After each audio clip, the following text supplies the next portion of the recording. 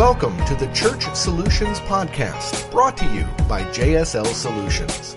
The Church Solutions Podcast is designed to help equip you and your church in the use of technology and other tools and services. And now, here are your hosts, Steve Lacey and Phil Thompson.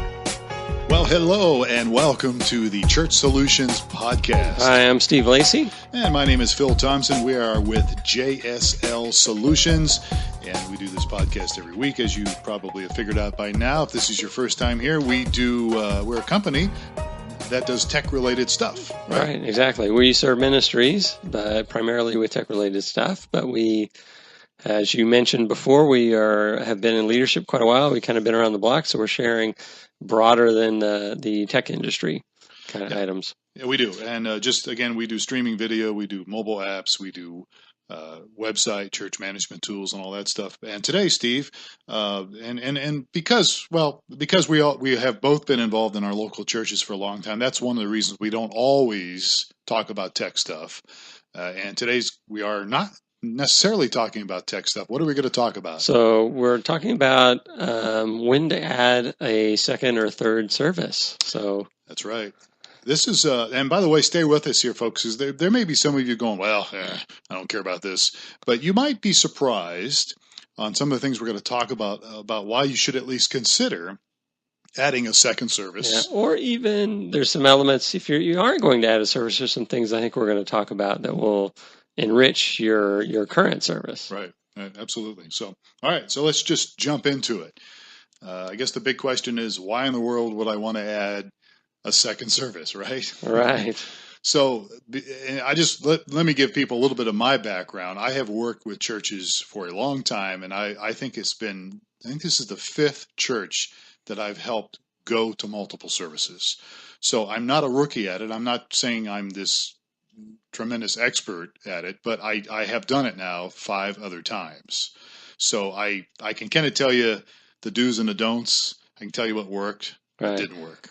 Yeah, I think a common misconception is people say, well, why would I want to go to a second service? I still have a bunch of seats available in my existing service. So we're going to talk about some of that as well. Yeah, absolutely. So let's just address that. Why in the world would we want to go to 2 services? Well, the obvious answer, first of all, would be, you want to go to 2 services if your first service is full, or at least, and here's the point, and most people don't get this, probably if you're 70% to 80% capacity, then you should really consider going to adding another service. Right, because then the perception is to the newcomer or someone with a large family is you're full. I mean, this place is actually, Tina and I actually went out to one of the places we normally go to eat, and we showed up and we're like, wow, there's a big line. Are we going to be able to seat? And if you look at it, from the restaurant's vantage point, there's plenty of seats. But from our vantage point, we're going, let's go somewhere else because this place is looking like they're not going to be able to accommodate us. Now, you can get away with maybe waiting a little longer if you have a younger crowd. Younger crowds are a little more flexible, and they don't mind if you're 90% full. But generally speaking, when you hit about the 70% mark in your worship center, in your sanctuary, whatever you want to call it, you really ought to consider. But there's also some other factors here, too.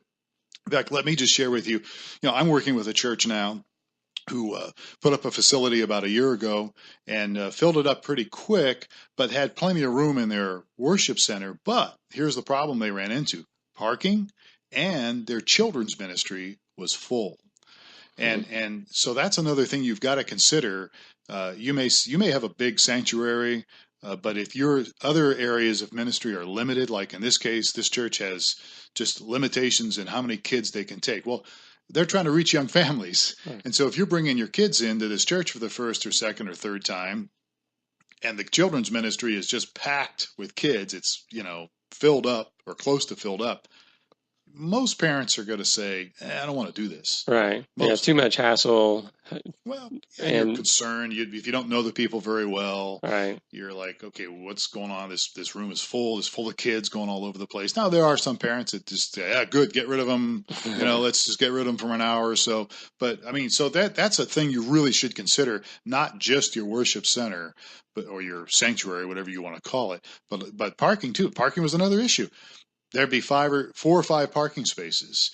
And again, if you're driving in for the first time or relatively new, right, and you don't know where to find those 4 or 5 parking spaces. yeah, I mean, it's not good. Right. And so, this whole thing about 70% is, I think, very important.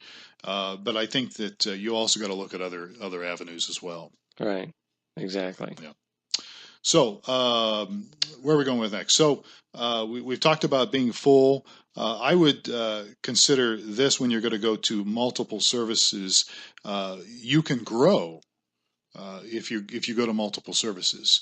And even if you might say, well, we're running 50% capacity or 60% capacity, I would still consider planning to have another service.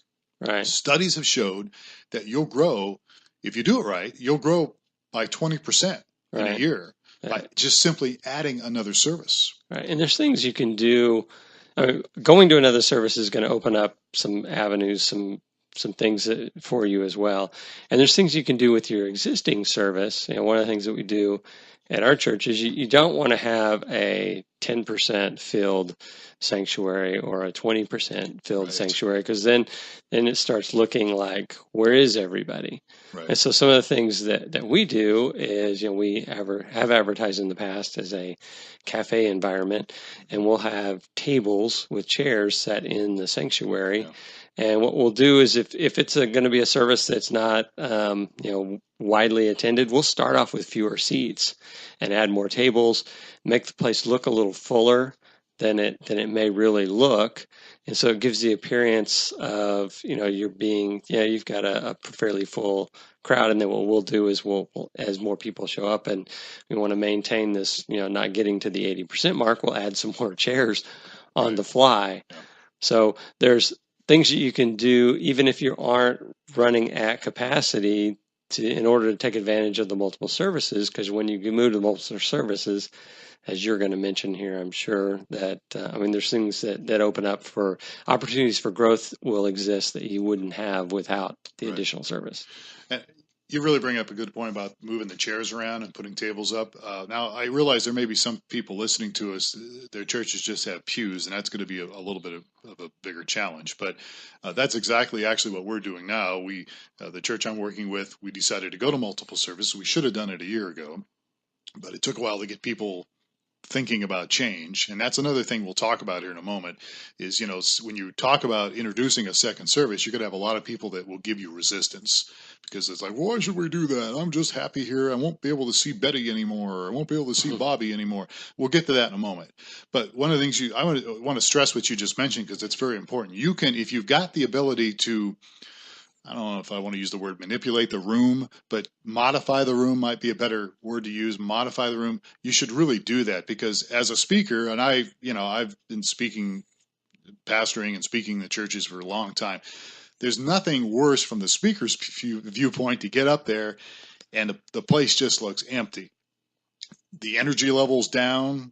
Because as you said, people are walking in, and if they feel like, why is this place not full? Is there something wrong with this church? You're doing the multiple services. You are going to have a period of time where it's going to take a balancing out thing. People are it's going to take, you really need to stick when you make the decision. Hopefully you make it correctly and you do all the factors. It's going to take time for that to balance out. But in the meantime, you want to modify the room. So like you said, tables are a great idea, little round tables, change the seating up, space the chairs out more. Right. You want to create an environment that is, warm and welcoming and comfortable for people, and looks like, this is a place where something's going on. Right. And then, so there's the people sitting there, the congregation, and as I mentioned just earlier, the people standing up and talking, the pastor or whatever, if you can set that up right, and then it just creates more of a for lack of better terms, just positive energy. Everybody's Right. feeling pretty good about things. But when it's totally empty, I mean, you've heard the term "fake it till you make it." Well, I mean, I've had to do that for years when I was starting churches, whatever. You get up in there, hello, hello, hello. There's nobody there, and so you have to just kind of go through it and work through it. And eventually, it catches up. People will eventually begin to come and all that. But And that'll occur not only, I mean, during the service, but over the year as well. right. I know we're in a society where getting to church on time is not a priority for everyone. Not. And so you don't want to wait until you have critical mass. You want to begin on time. You want to start on time, and even when you're talking about going to 2 services, you want to plan that out. And so, speaking of people not showing up, here's a problem we recently had. We went to 2 services, right? So we're kind of guessing. This is like our first service. I think it was our first service where we decided to do first Sunday where we go into 2 services, right? So we have less chairs set up, because it's a 9:00 service, and we should cover this too. When should you do these? What time frames should you do this? So keep that in mind. But we had our 9:00 service, pretty good little turnout, for 9:00 service. Then we had a 10:30 service, packed. People were coming in everywhere, and so it was like a fire drill. People running around trying to put chairs up. I had ushers putting chairs where they shouldn't have been put up because they're all these portable chairs. You know what I mean, that you can put down. It was crazy. So make sure you have a plan, when you're doing these things where if you're not going to set up the whole sanctuary with chairs, which, again, depending on your size, you might want to cut it down a little bit, but you're going to have to also make sure you can have the chairs out in a timely fashion and an orderly fashion. Right, without disturbing the service. And so we failed miserably in our first Sunday where we did multiple services. We got better the next 2 services, the next two weekends, Well, we've already seen a growth of over 20%. So again, you will grow if you do it right. You can grow. So why will you grow? What are some of the reasons you think you'll grow? I think there's several reasons. One is people like multiple choices. They like options. Mm-hmm. And again, I realize we're speaking to different churches here in this podcast. And there's an idea like, well, if they're committed, they're going to come. They need to be committed. And look, I understand that, and we do believe people should be committed. But the truth is, we're in a society today that comes and goes, right. and they like options. Each church is going to draw different people at different points along the path, and so there will be some of those that are committed, and there's some of those that aren't committed yet, but they may be committed later, right. And they need that flexibility to get nurtured and grow to the point where they are committed. Yeah, not everybody's at the same level when they come visit a church. And so, again, we're talking here in this podcast, assuming that if you're listening, either as a pastor or a key volunteer or key leader, we're assuming that you want your church to grow.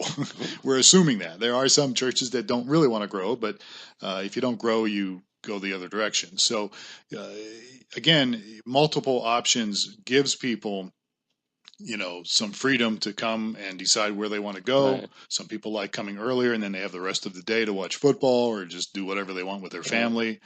Some people want to sleep in. Yeah. Plus, I think there's a little bit of an impression that's cast when you say, "Oh, my church has 2 services." You go, oh, church must be growing and doing some things right. They've got 2 services, as opposed to a church that only has 1 service. Yeah. So it creates an impression that, oh, let's go check this place out. They've got a few options for me, right. And they've got a couple services, so they must be doing things, right.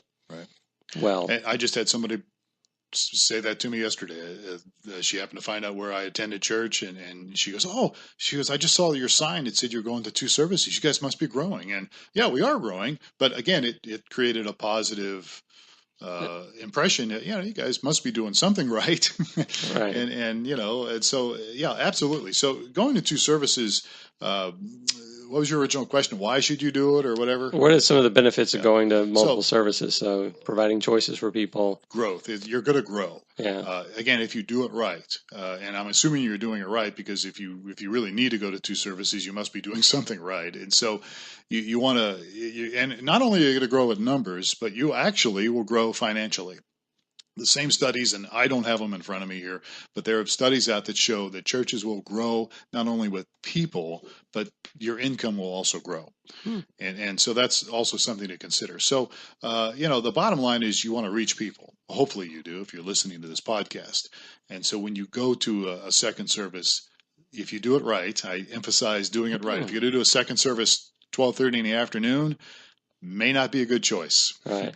So one of the things I'm sure people are thinking is, well, I am strapped out right now to get people to volunteer at the one service I have.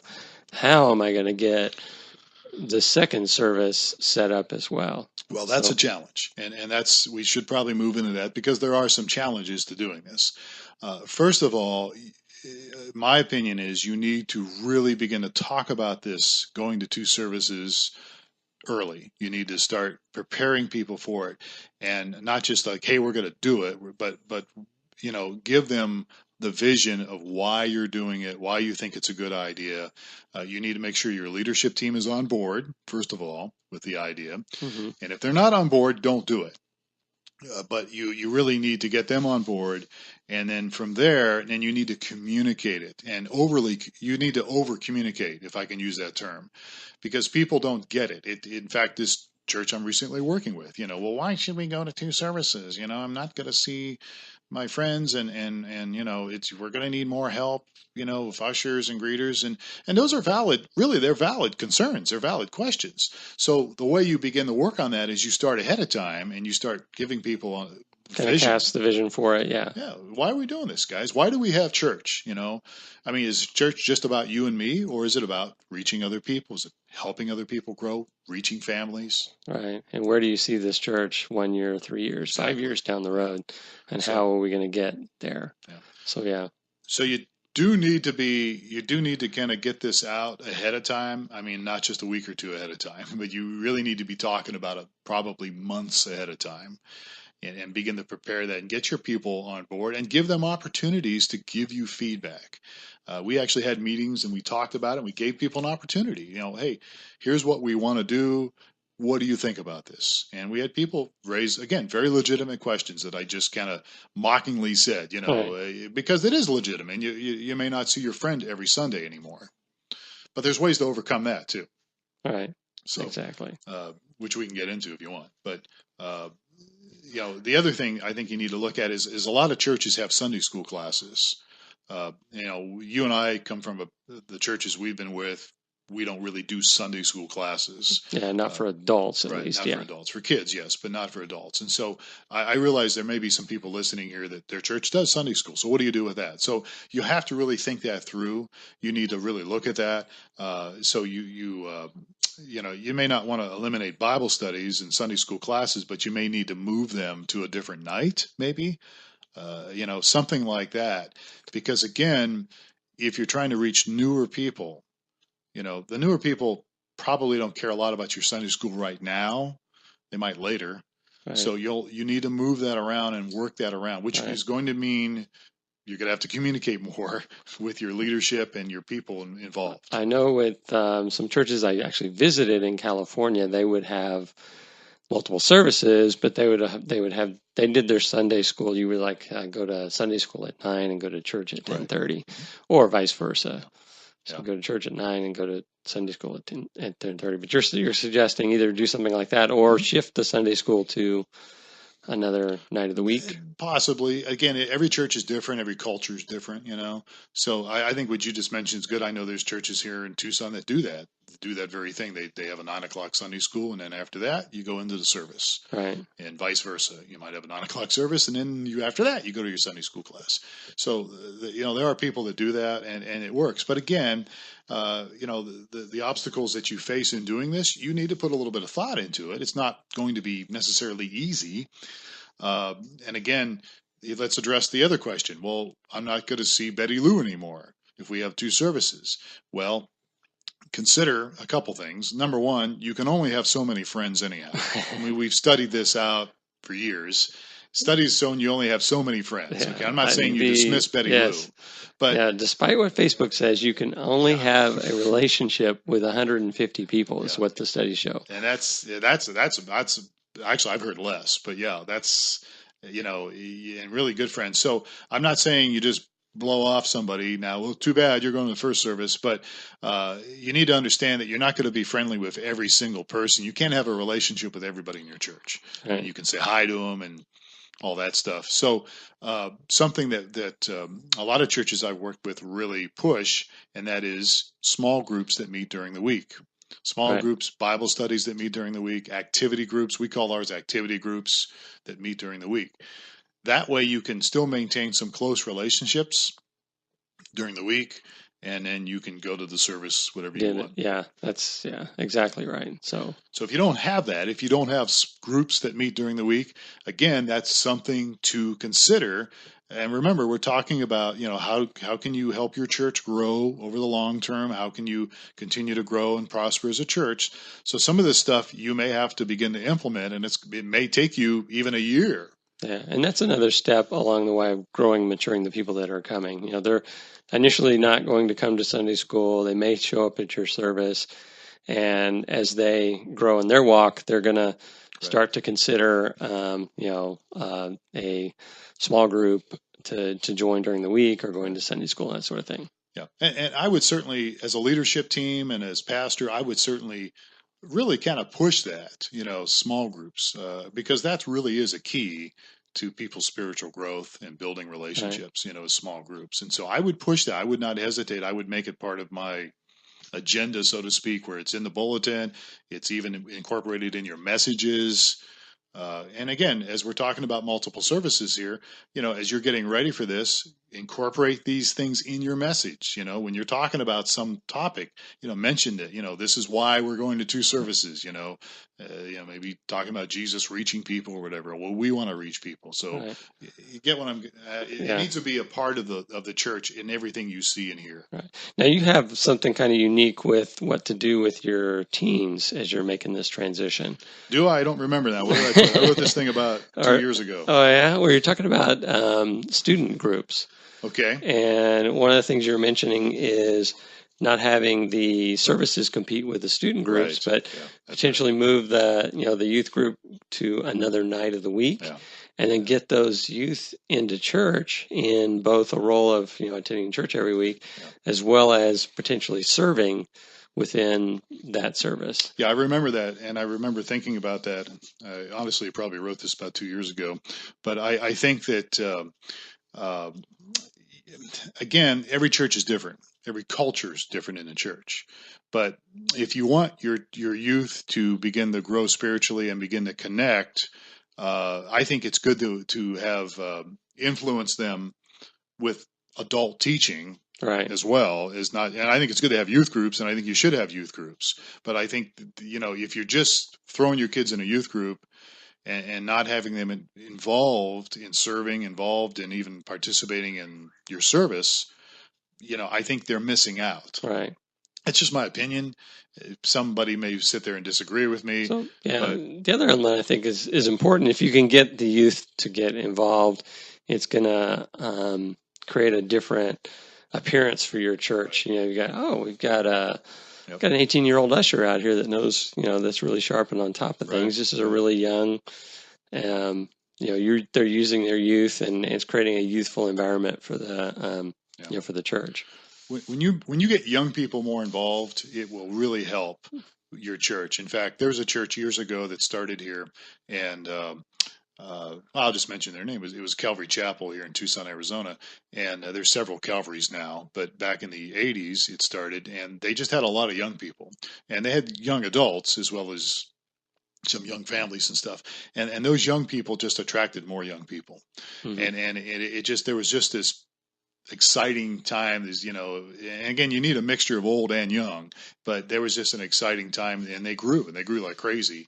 And I'm convinced a lot of it had to do with their youth and their younger. And they had groups. some servants or leaders or they had participants that were all in the younger genre. They had some good leadership that kind of mentored these people, and it was just a good thing. So absolutely. I think so let's see, as we're moving things along here, as we're considering moving to another service, what should the timing of these additional services be? Yeah. Timing is everything, right? That's what they always say. I think, again, you need to survey your congregation, and your community. What's your community like, your city, wherever you're at, the area in the city you're at. What are they like, and what's your congregation like? Because honestly, you want to make sure you space it out a little bit, but you don't want to go too late in the day. I mentioned this earlier in the podcast. You probably don't want to do a 12:30 service. Unless that's all you can do, and that's just for some reason you've got a culture of people that like meeting in the afternoon or whatever. Right. But you want to really make sure that you, again, from my viewpoint and from my experiences, people want to get out of there by noon. Right. Because it's lunchtime. And again, I know there's some of you listening to this podcast going, well, they need to be committed. And look, I understand that. But if you're trying to reach newer people, as you said earlier, Steve, that commitment level is probably not going to be there like it would be somebody that's, part of your church and been around for a while. So Right. I would really look at your timing in a sense of, what's going on in your community.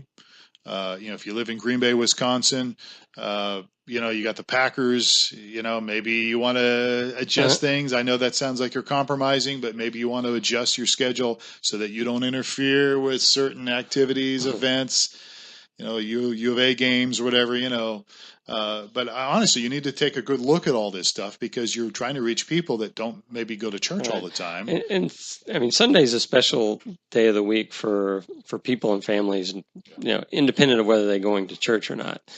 And so there's some things that, typically people are going to want to sleep in on Sunday a little more than they normally do. Mm-hmm. And typically Sunday afternoon and evening is typically kind of a rewind or a relaxation period for the family. So, but there's a group, for instance, if you do 2 services, you might want to move, like our service used to be 10. So we started to go 2 services. Our first one was 9:00. Our second one was 10:30. And we kind of thought it might be a little tight with the parking, but we went ahead and did it. And so far it's working. So what happened was the more, if I want to say committed people, but the more people that were kind of, involved in church for a while, they actually did start going to the 9:00 service. And the newer folks we see most of the time, the newer people come at the 10:30 service. Now, one more thing too to add to that, and that is, again, encourage your leaders, encourage your faithful people. If there's one service that's kind of lopsided, encourage them to come to a different service. Right. Ask them, hey, would you mind coming for a few months to the 9:00 service? We didn't do that this time, but it looks like we didn't have to. We got lucky, so to speak. It's right. Pretty much balanced out what we're doing. So timing is everything, but survey your congregation and then maybe encourage them to come to certain ones. Yeah, typically from my vantage point, the 9 to noon window is kind of the prime time that you're going to want to try to have services in that time frame. I think that's probably a good rule of thumb. And I would strongly consider doing that. So now we also know that there are people listening to us that, their church services go long. There's some churches that go 2 hours or more. So again, maybe this multiple service thing isn't for you, but again, you'll need to consider some of that. You may have to cut down your service a little bit. You may want to rethink some of the or you could shift or add a service to another day of the week. What are your thoughts on that? Usually you don't want to add a Saturday night service until you've got a pretty good turnout for the services you have Sunday morning. So if you can add a second service or a third service on Sunday morning, I would go that direction if you can do it. If you can't, then maybe add a Saturday afternoon or Saturday evening service. Yeah, and as a regular service. Now I know lots of churches will meet on Tuesday, Wednesday, even Monday nights. Yeah. And those are typically, though, those are kind of geared for the committed and right.